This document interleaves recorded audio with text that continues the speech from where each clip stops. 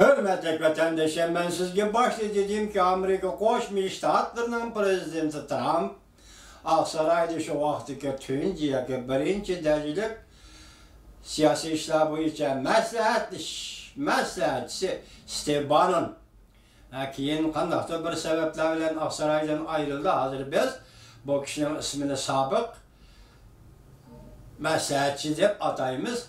Lekin bu kişi bugünkü günde hazır kılmışın noktada. Belki birinden tatip şundaqda ötmüşünü bilmeyimiz bu adamın hazır. Bu kişi Amerikalıkның hakiki oğlu işgalligini bir nutuk bilen görsetti. Japoniyada nutuk sözüldü. İtalya'da nutuk sözüldü. Rem'de nutuk sözüldü. Şu noktada dikkat kılın, hürmetli vatandaş, 1940 yıllardan 45 yılı davamlaşkan İkinci Dünya Uğraşı'da bugünkü İtalya, yaki bugünkü halkaradaki 7 büyük devlet, terakki tapkan 7 devletten biri hesaplangan İtalya, uğraş devirde, İkinci Dünya Uğraşı devirde, bu devletin rehberi Mussolini, Avrupa'da baş götürgen faşizm, ya Hitler, hakimiyet devleti bilen apak çapak buluşkan. Acayip bir iş. Tarih tekrarlandı kandak şu vakti Germaniya faşizm yoluna karap mangan. Bugün yani şu İtalya delimuşu aymışı küllerde Şarkı Asya'daki Asya'daki faşistlik devlet ve faşistlik devletti mi beter faşistlik devlet Steve Bannon şundan aldı. Faşistlik devlet Jungo ile hem kardeşim bir yol, bir belva esletmesiyle imza koydu. Bu tarihteki vakalarının, tarihteki tüyoksuz vakalarının, tarihin yaratıcı vakalarının başlanışı mı veya ki şundaklı bir tasadıfen okşap kılış mı buna bir nemede gelip olmaydı. Değerli şundak şu ay şu günlerde ende sabık məsləhətçisi Steve Bannon, efendi Japonya'da nutuk sözüldü, İtalya'da nutuk sözüldü, Rem'de nutuk sözüldü. Biz bugün kısaca Rem'de sözlengen nutukның məzmunları bilen sizlerle duruşturumuz. Ben ahırı sizlerle başta etkirimdek cengivar çakırık nime bu cengivar çakırık nime hazır sizlerle. Steve Bannon'dan cengivar çakırık nime bunu hazır sizlerle yetküzümün. Eğer ben televizyonu körüp etip yaki filmni körüp etip YouTube'da hata anlap kalgan bolsam sizler tüzütersizler. Lekin sizlerle muraciatim şuken ki vatandaşlar Steve Bannon'dan bu sözlerini vaxtınla yetse hemmisini bir anlap koyunlar. Ben İtalya'da Rem'de bir kütüphanada sözlügen notkanı hazırgıca 5. katım anladım. Ben bunu belki ziritken de içim pişkan da anlaydığım dakalat yakın notok dep yani davamlık izlenişim mümkün. Hazır tövende şunun mezmunları ile tanışımız vatandaşlar. Steve Bannon Rem'de bir kütüphanada notok sözlevatqanda mavzucu mu? Steve Bannon'ın bergen ma'lumaticha Xi Jinping yerim yolda tulpin berip narazılar bildirdi. Bir yerim yolda degende 3. ayının 21. günü belki Fransiyani ziyaret kılıp Jungo'nun reis Xi Jinping Jungo qaytıvatqan vaqtı doğru kelsi gerek. Steve Bannon'ın İtalya'da notuk sözlüşü şu vaqt doğru kelsi gerek. Steve Bannon'ın notuk sözlüş bilalyak sözlevatqan jaryandı mı? Steve Bannon'ın özden aytışça Xi Jinping ayrıplandı ketip etip Steve Bannon'a kılıpın berip neme degendi sana narazılıkını bildirdi. Neme dep narazılık bildirdi? Bu doğruda Steve Bannon bir neme demedi. Hazır koyulgan mavzu ana şundak neme deydi?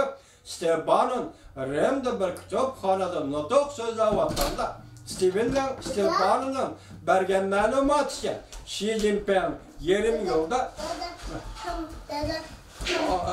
ayar bork olur. Meşgale. Meşgale batım ben işgale batım.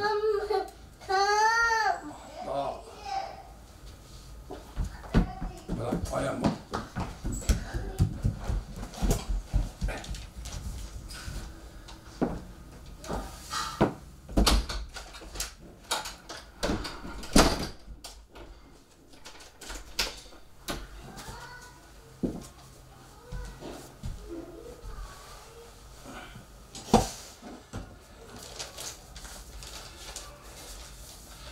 Bu diksiyen devamlaştırışın ya ki 5 yıl başlaşın bilmedim. Üzemci obdan sözlavat kavaktım ballarım kırıp kaldı. Keçirenler, vatandaşlar keçirenler ne bileceğim. Mavzu şunda koyuldu. Xi Jinping yerim yolda tılpın verip narazılık bildirdi mavzuluk doğru bilme.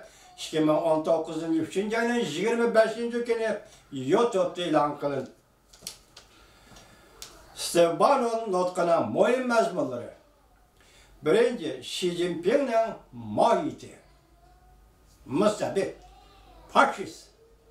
Bu da Steve Bannon'dan diyene Xi Jinping'in mahiyeti. Müstebit, faşist.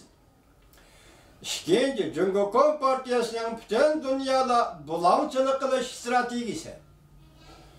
Üçüncü, 25 yıl burun Cumhuriyet Partiyası Garp dünyasına uruş ilan kıldı. Dikkat. Üçüncü, 25 yıl burun Cumhuriyet Partiyası Garp dünyasına uruş ilan kıldı. Beşinci, Huawei şirketinin mahiyeti. Altıncı, Münvencu vakasının mahiyeti. Yedinci, Davos ekemedekiler ahlakı yok. Numussuzlar. Davos ekemedekiler Şvitsariyanın Davos şehirde her yıl açılgan muşiğin katnışlığı muşiği grup yani Davos grubu dikiler. Buna ahlakı yok. Numusunu bilmeydik Allah'ın. 8. Yeni feodalizm cemiyeti pırala kol bulunur. 9.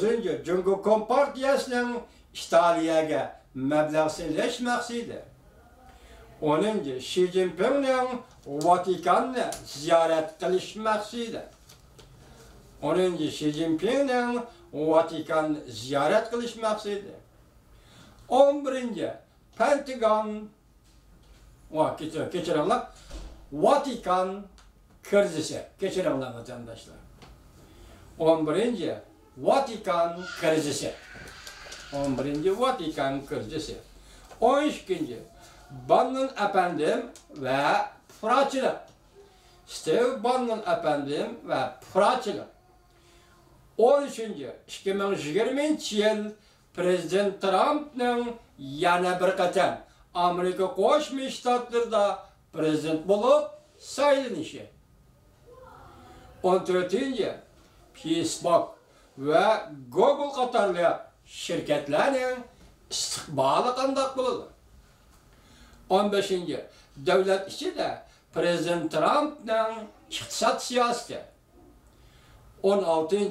Yevropa İttifaqı meselesi. Yani bari değil mi şular elip çıktı.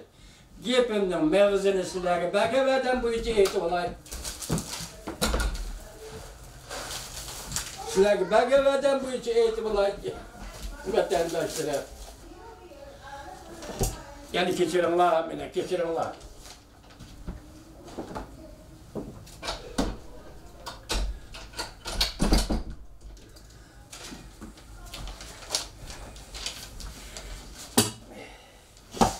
Yapmasam bulutu bırakma, avazga tesir edecekken.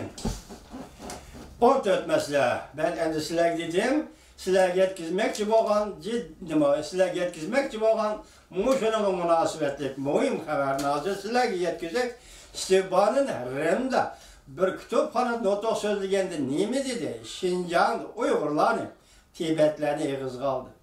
Şundak dedi ki hazır Tibet'le Uygurlarla emas, bütün dünyadaki her qaysı Allah xalqları Cumhuriyet Partiyası'nın tahdidi astığı keldi. Yukarıda aytqandak Vatikan'ın nemi dedi? Vatikan Xitay bilen bir kelişim imzaladı. Bütün dünyadaki Hristiyan ve Katolik muritleri bunu da haber tepiş gerek dedi. Şunun bilen Davosçığın nemi dedi? Davosçığın ahlaksız, numuslu bilmeydiğen bir grup kişilerin jığını da dedi. Dünya nemişli oladı buna qaramaydı. Onun dedi ki Steve Bannon'ın yani nemi dedi? Ahırı gelip şundak dedi ki men joni Huawei şirketinin maliye emeldarı men joni men sizlerge çelçi verdim şundak men joni Amerika'ya elip gelip sot kılışlı görüşlü halayım dedi. Bu adetteki şirket emezdi. bu adetki pul tapıdığan yoki ticaret qiladigan şirket emas edi. Jungo Xalq Ozodlik Armiyasining jasuslik organi edi. Bütün dünya hozir xiris qilayotgan Jungo Xalq Ozodlik Armiyasining jasuslik organi edi. Shuning keyingi nima dedi? Steve Bannon, diqqat qiling hurmatli vatandoshim. Men dedi Steve Bannon Yaponiya, Braziliya, Avrupa İttifaqı, Rossiya, Amerika bu devletlerinin birleşip Jungo Kompartiyasini ağzuruşunu ümit kılımendi. Ben yana bir qatim sözleymen. Hürmetli vatandaşım. Steve Bannon İtalya'da bir kütüphanada not sözlep nemi dedi? Men Yaponiya, Braziliya, Hindistan, arada kapatı Hindistan bacıma Hindistan, Avrupa İttifaqı, Rossiya, Amerika Qo'shma Shtatlardan Moşu devletlerine birleşip Jungo Kompartiyasini ağdırışını ümit qilaman. Agar men xatolashib qolgan bo'lsam, vatandoshlar, xohlasangiz o'zingizlar hiçbir ko'rib beqinglar. Notok 2019-yil 3-oyning 25-kuni YouTube'da Xitoy tilida e'lon qilindi. Remda bir